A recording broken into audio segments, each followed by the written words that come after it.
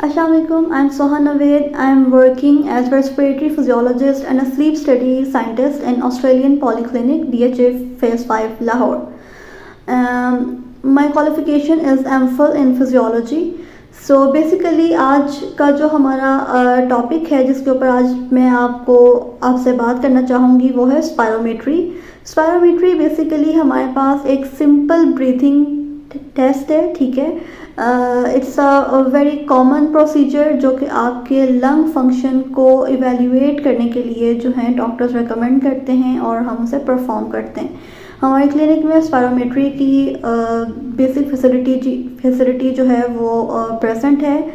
तो हम अपने पेशेंट्स को ये जो वीडियो है ये इसलिए हम बना रहे हैं सो दैट हमारे जो पेशेंट्स हैं वो बिफोर हैंड थोड़ा सा ये जान लें कि स्पायरोमेट्री क्या है और स्पायरोमेट्री क्यों की जाती है और स्पायरोमेट्री की रिस्क फैक्टर्स क्या हैं और स्पायरोमेट्री का बेसिक ओवरऑल प्रोसीजर क्या है, ठीक है। स्पायरोमेट्री जैसा कि मैंने आपको बताया ये एक सिंपल ब्रीथिंग टेस्ट है, ठीक है।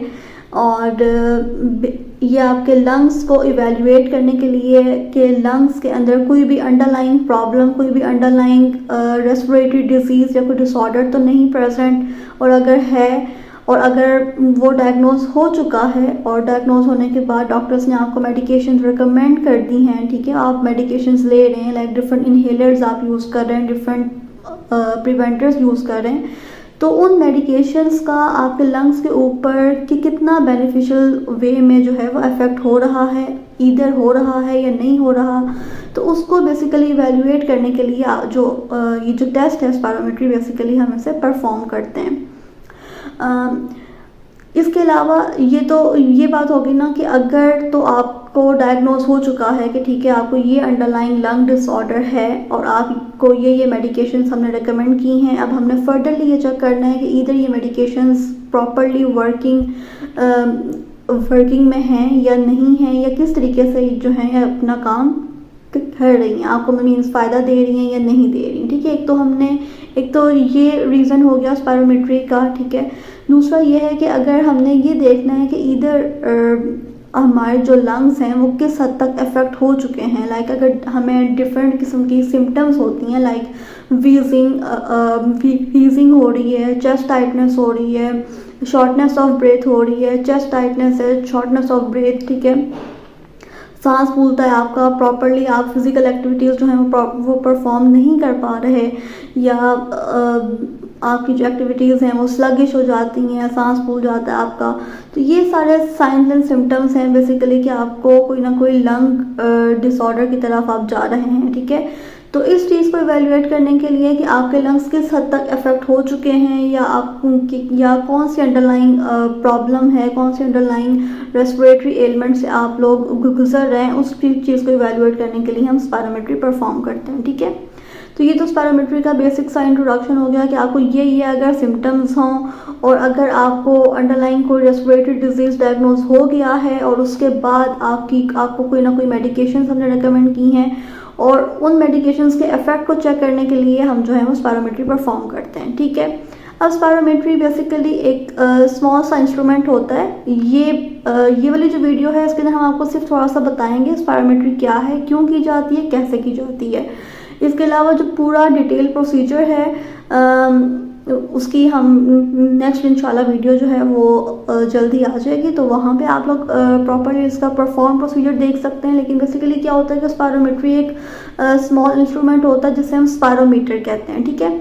वो उस स्पायरोमीटर के थ्रू की जाती है, ठीक है, और एक उसके अंदर एक पाइप लाइक ट्यूब जो है हम इंसर्ट करते हैं, वो हर पेशेंट की अपनी होती है, ठीक है, so that to avoid contamination, उसे हम स्पिरिट कहते हैं, ठीक है।